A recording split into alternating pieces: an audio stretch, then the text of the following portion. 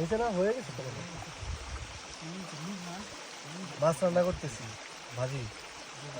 তেলে ভাজবো এত খাবো পাহাড়ের ভিতরে অন্ধকার হয়ে গেছে এখন কিন্তু রাত হ্যাঁ কিছুক্ষণ পরে এখানে আগুন জ্বালাবো আর এখানে একটা রান্না করতেছি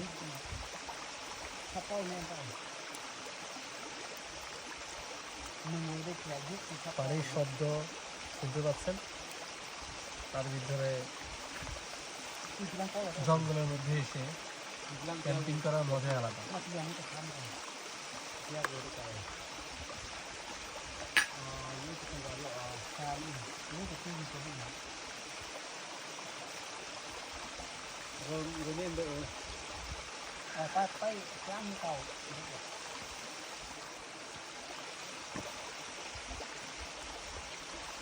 ধন্যবাদ